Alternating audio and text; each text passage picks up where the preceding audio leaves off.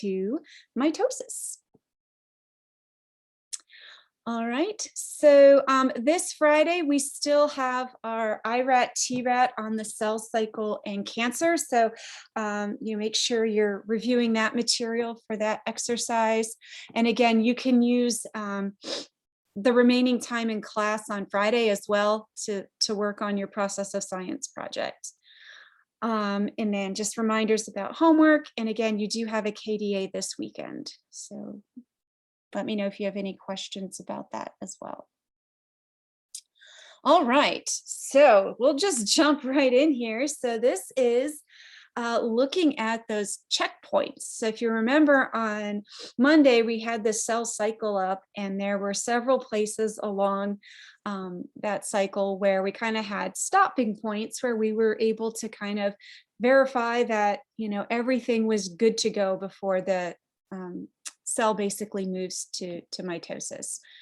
And so what I wanted to do today is to look at a very specific example. And so this is the checkpoint that is located between the G1 phase and the S phase.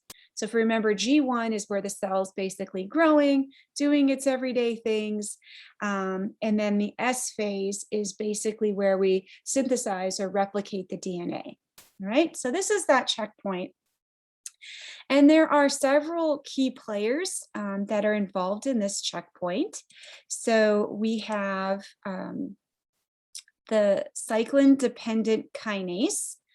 And is this particular molecule present, or does it have to be made when we get to this particular point? Does anybody remember about the enzyme? Is this one always present, or does this one only appear at certain times? All right, we got some responses, I think, here in the chat. It's always present. Great job, Bryson and Christoph. So this one is always present. So we'll just write present next to that. All right, so that's a big thing to remember.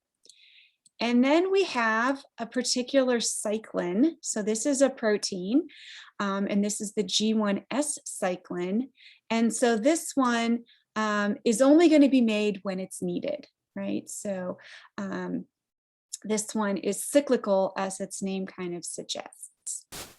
All right, so if you remember from Monday, we had our enzyme, which is this one here, and then we had our cyclin. So when the cyclin binds to the enzyme, remember, it activates it. So now my active site is exposed so that my regulatory molecule is able to bind. So here we're looking at this regulatory protein known as retinoblastoma, or RB. And RB is an inhibitor of the cell cycle. All right, so it doesn't allow the cell to move forward through this process. And so what happens is when G1S cyclin binds to its CDK, it then allows for retinoblastoma to bind to CDK and get phosphorylated. All right, so ATP and RB will bind here. You can see in this bottom picture that we have now added a phosphate to this protein. All right, so when retinoblastoma is in its normal form, we'll call it, its job is to inhibit the cell cycle.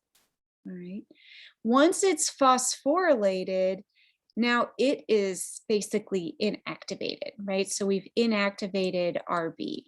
And so now the cell cycle can move forward, all right?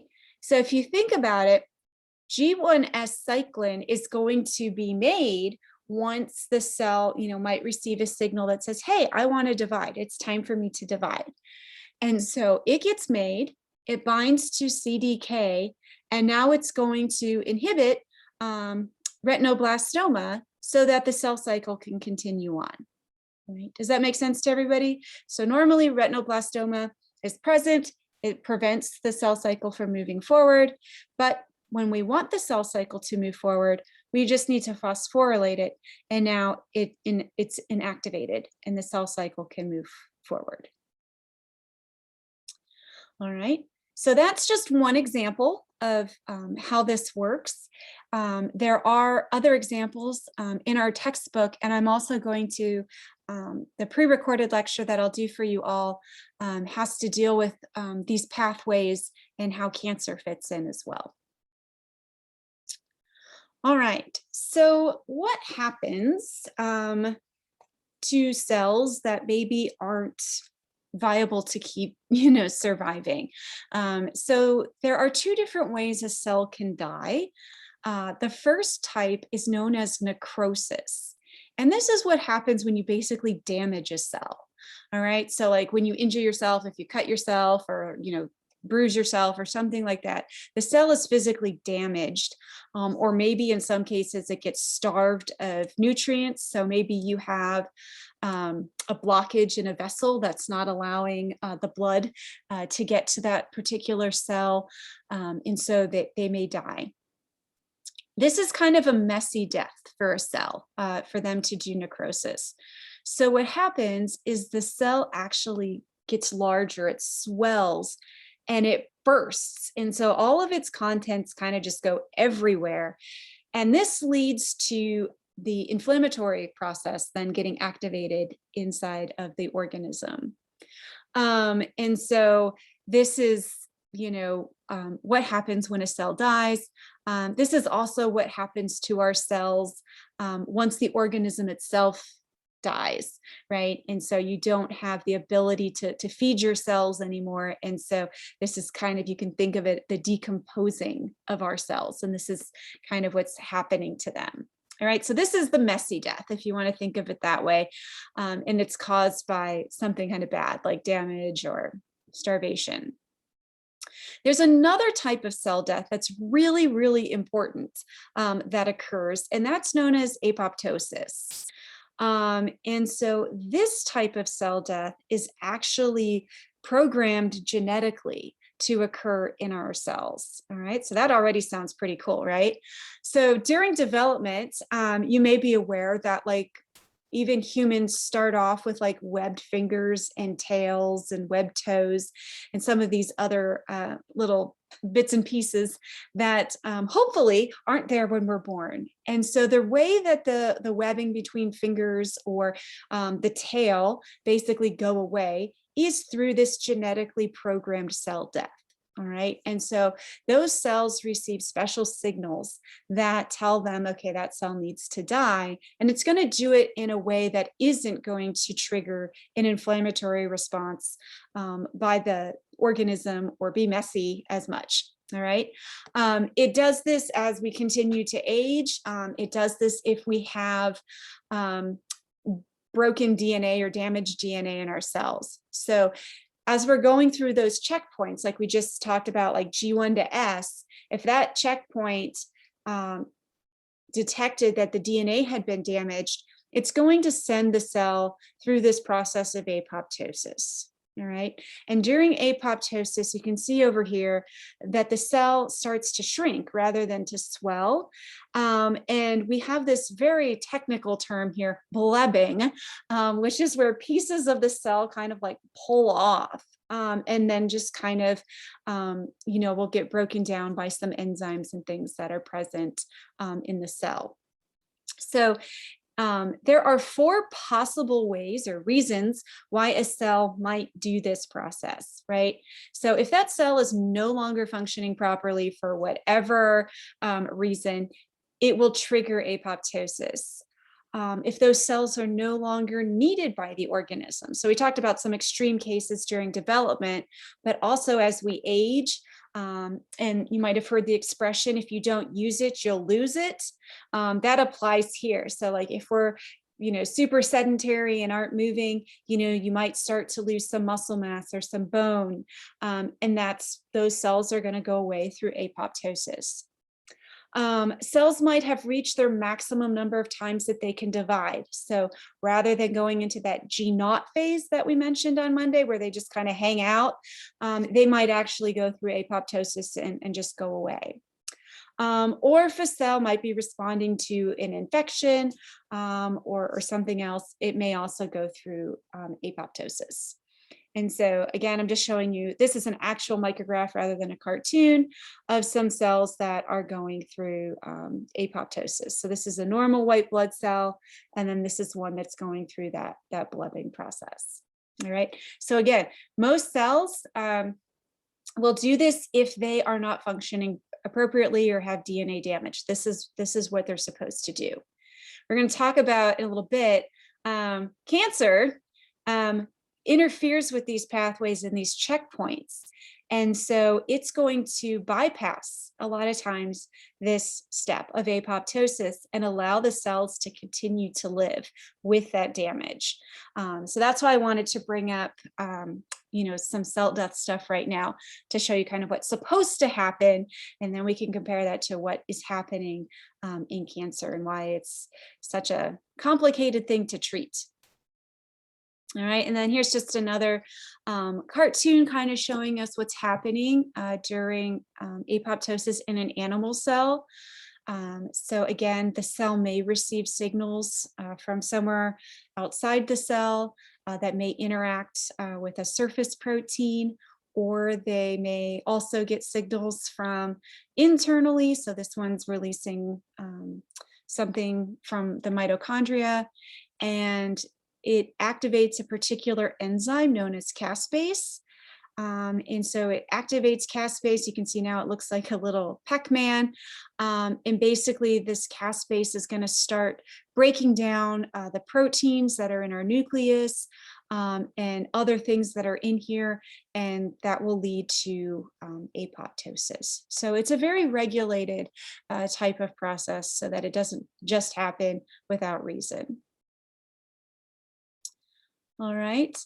So again, just to kind of revisit some of our key players, I added, looks like a couple extra ones here because we'll be talking about them in a little bit. But CDK, always present.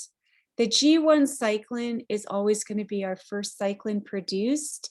And if you remember the graph from Monday, this is the one that kind of stretched almost the entire cycle. And so its concentration tends to remain pretty high, even, as we get to the middle of the mitotic phase, which is what M phase stands for. The retinoblastoma protein is the one we looked at here just a few minutes ago. And again, when it's in its active form, so non-phosphorylated, it prevents the cell cycle from progressing. The RAS protein is actually the protein that triggers the production of the G1 cyclin. So this is what actually helps to produce more. So this is going to walk through a big signaling pathway. And we'll take a look at that a little bit later, not today. We'll start putting more things together over the next few weeks. And then P16 protein, it acts as an inhibitor of the G1 cyclin CDK interaction, and it prevents our retinoblastoma from being phosphorylated. So if you think about it, when P16 is present, if it prevents the retinoblastoma from interacting with this complex, we are preventing the cell cycle from moving forward. The reason I added P16 here is because this is one of the proteins that tends to get mutated. We see mutated in a lot of cancers. So we're going to look at a couple of those, but P16 is one of them. And so when this is mutated, it allows the cell cycle to progress forward, maybe when it shouldn't. So we'll put a circle around that one and try to remember it as we talk more about cancer. All right, and so here's just a picture of that pathway. I know this is pretty complex, but we have some type of growth factor, some signal that wants to interact with our cell to tell it that it's time for it to divide. And so this is where the RAS protein is going to help generate the cyclin. So again, this is just kind of showing us, the regulation of this. Like, it's not just on off. We've got to turn lots of things on in order for the process to move forward. So some external growth factor will activate RAS, and then RAS will basically activate the production of cyclin, and then cyclin, as we've talked about, will bind to CDK, which would normally phosphorylate RB protein and inactivate it. And in that case, the cell cycle would progress. However, if P16 is present, it will prevent this from occurring, and RB will remain active, and we will not progress through the cell cycle. All right, I know that's a lot. Any questions on that process? I see some like, oh my gosh, my brain's gonna explode expressions, or just like lost in space. How are you doing, Michaela? Did I get some thumbs up? All right, Christoph, Wesley. All right, cool. Claire, you doing all right? Okay. Trying to, people who I can see their faces. Jackson, you're doing good. All right, we got some people here in the chat. Let me see if there's any questions. All right, very nice. All right, so like I said, there have been mutations found in several of these things, P16 being a big one, but any part of this can have mutations. And if you think about it, if you mess up anything in that process and those steps, you're going to either allow the cell cycle to continue when it shouldn't, or maybe you could make the cells, not divide when they need to. So it's really important for this to run as it should. All right, so that kind of finishes what we were going to talk about on Wednesday. We're going to slightly shift gears here, and what we're going to do is really talk about this little blue spot now. So this is where we're heading right now. We're going to talk about this mitotic phase. So our goals for this are to basically understand and be able to explain how the process of mitosis results in the creation of two identical daughter cells. All right, and so this is, I believe, in chapter 12.1 is really where all of this is coming from. We're going to look at the 4 phases, which we already did, of the cell cycle, and within that, we're going to look at the 5 stages of mitosis. And so your goal is to be able to identify these 5 stages in order and really be able to explain what these chromosomes are doing in each stage. All right, so it's kind of a big task. I know there's only 3 little things here. Is it this slide you need, Megan? Yes, thank you. Yeah, so with mitosis, like I said, there's 5 stages, and what we're really going to be focusing on is looking at what happens to the DNA, right? And how that DNA is getting distributed so that I have equal amounts of identical pieces going to 2 new cells. All right, are we good? Yes, thank you. Yeah, you're welcome. All right. So let me give you a little bit of background or some pictures here so we can kind of keep in mind what's happening during mitosis. So we're going to forget about everything else in the cell except the DNA while we talk about mitosis. All right. And right now, what has happened, if you remember, in the S phase, our DNA has replicated. So what does that look like to us? All right. So here in this slide, I'm showing you an example of 2 chromosomes. All right. And the reason that they're in 2 different colors is because you can think that one came from mom and one came from dad. All right. We're going to walk through this process for the most common arrangement of chromosomes, which is known as a diploid organism, which is what we are, which means we have 2 copies of every single chromosome in our DNA to start with, right? So when you were made, your parents' egg and sperm came together and they each gave you a copy of that same piece of DNA, right? And so we have a copy from mom and a copy from dad. So these are referred to as homologous chromosomes because they're the same. Homo means the same. All right, and we'll talk more about the genetic makeup of these in module 4. So we're starting off with this. During the S phase, which is what replication here is representing, is we have to replicate both of these. All right, so now as we leave the S phase, I have 2 copies of each homologous chromosome, right? I have 2 copies of the one from mom and 2 copies of the one from dad. All right.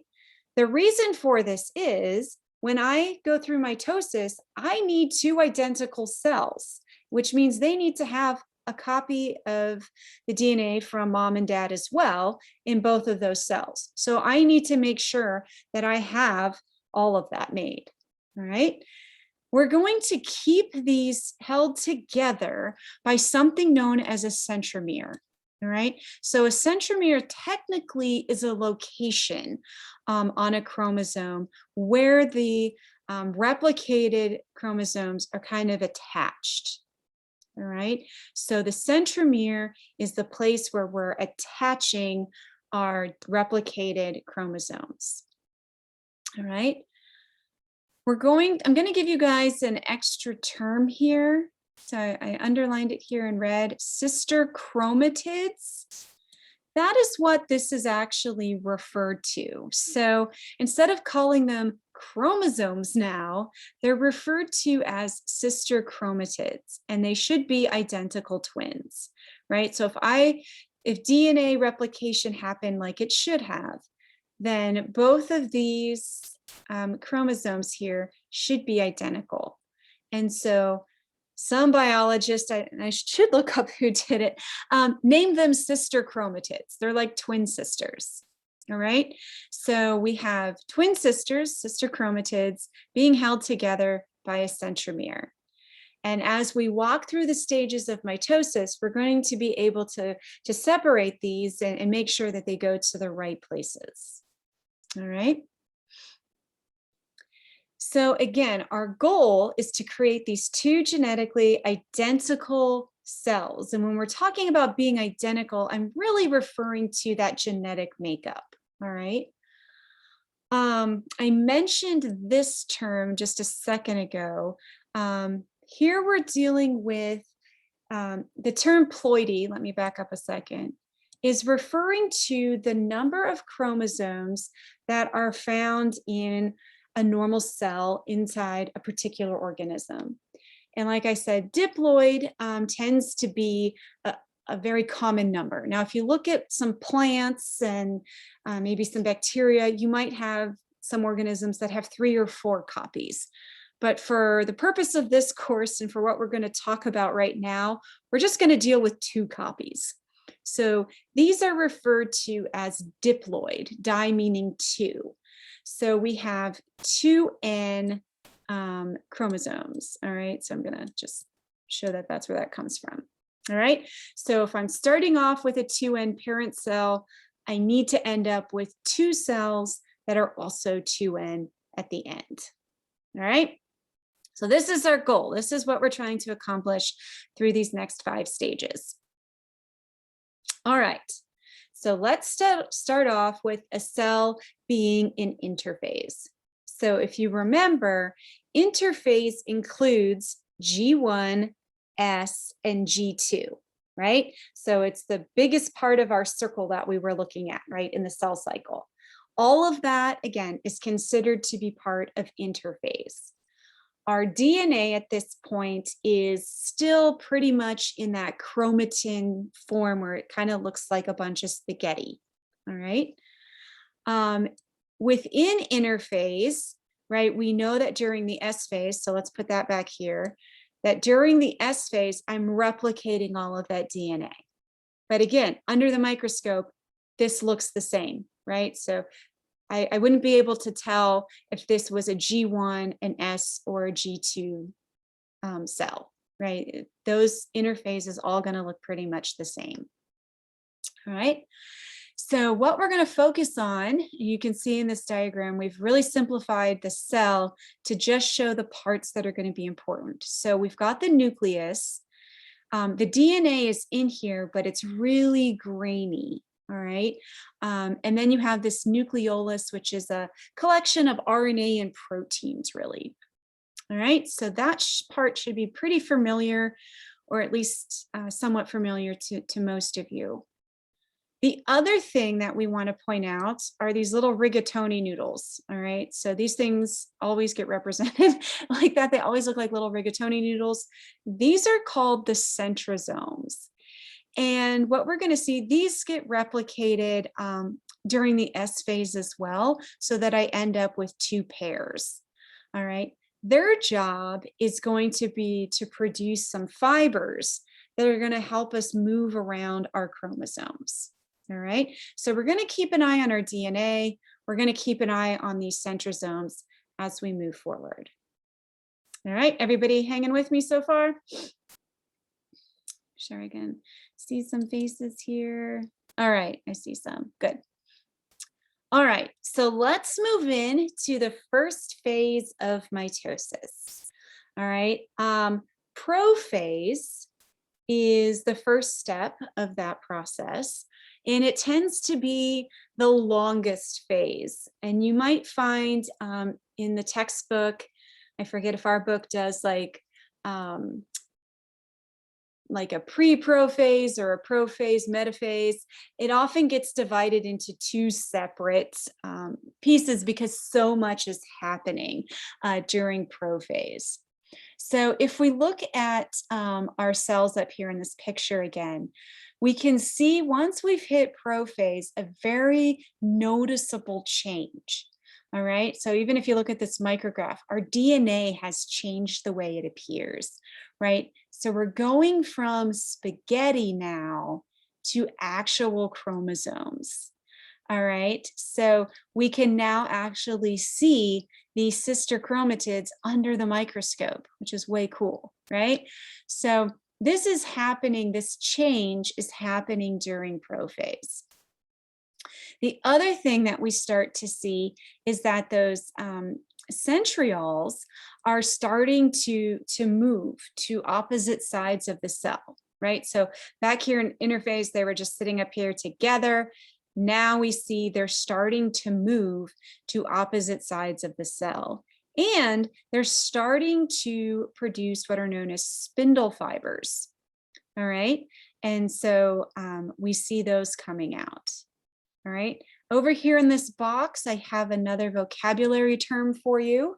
All right. So a centrosome is what we're going to call the collection of these centrioles and their spindle fibers. All right. So this little cluster that you see here is known as the actual centrosome. So the centrosome is the place where the centrioles are. All right. So yes, I apologize. There's a lot of funky vocabulary in this part. You do not need to know the makeup. So you don't need to worry about figure B here. All right, I'm not going to test you on how many microtubules and how they're arranged. We're just going to be concerned that the centrosome is made up of these centrioles and that we're going to make spindle fibers from them. All right. So that gets us a little bit through prophase. And then we have, so prometaphase. So we're still kind of like in this phase between prophase and fully moving into the next stage, which is metaphase. And what we see here is that nuclear envelope, right? So the nucleus itself, right, that's made up of phospholipids, has really broken down. Right, so we need to do that so that we can actually move the DNA around inside of the cell. All right, and so in this photograph or this image here on the right, I like this because it gives us a couple other things, including another vocabulary term. All right, so this term is known as a kinetochore. That's this little yellow button here. And what a kinetochore is it's an actual protein that attaches to the centromere. So remember, the centromeres were kind of the location on our sister chromatids where they're being held together, right? So if I just kind of circle this, that was kind of the centromere location. So now we see that we've added these proteins known as kinetochores to that area. And the purpose of the kinetochore is so that I can attach one of these fibers to it. All right, so it's known as a spindle fiber. It's made up of a microtubule. So you can use, I will allow you to use spindle fiber and microtubule kind of interchangeably here. So the spindle fiber is the more specific name. It's the type of microtubule. And the microtubules then what the spindle fiber is made of. All right. And again, those are coming from our centrioles, and they're going to attach to these different kinetochores. All right. And so you can see you have on this pair of sister chromatids that you'll have one spindle fiber attached to one sister chromatid, and then a separate spindle fiber coming from the other end of the cell attaching to the other sister chromatid. All right, so that is a really, really important step, that these spindle fibers attach to the correct location, because now what they're going to do is play tug of war, and they're going to try and get all of our chromosomes aligned kind of in the center of our cell. All right, so everybody's still with me? I know this is a lot of vocabulary. Okay, so now we're going to move fully into metaphase. In metaphase, you can think of this as kind of a brief moment in time, all right, as the cell's kind of working through all of these stages. It's also one of the most easy stages to see and identify under the microscope. So in metaphase, what do you notice? What do you notice about the chromosomes in both of these pictures? Where are they located? Oh my God. They're all in the center. Yeah, they're all in the center of the cell, right?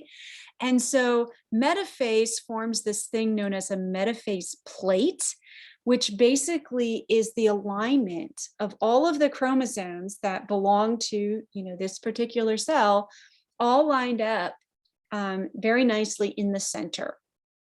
All right. And so this means that each spindle fiber correctly attached to a kinetochore, and that it was able to shift and get the chromosomes right there in the center. All right. So very, very important step. There, I believe this is where we have another checkpoint if we were to go back and look at our checkpoints. And if this doesn't happen, it will stop this from progressing further, because if this isn't aligned properly, then we're not going to end up with the correct amount of DNA moving to each new cell. All right, so this step is really critical in the process here of mitosis.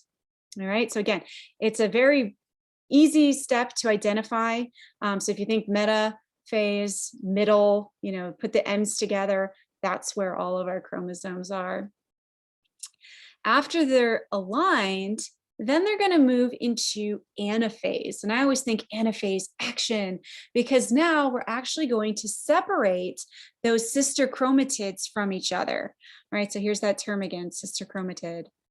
All right, so you can see up here that they've been pulled apart, right? So now, again, these should be identical replicates of each other. This is what was made during the S phase.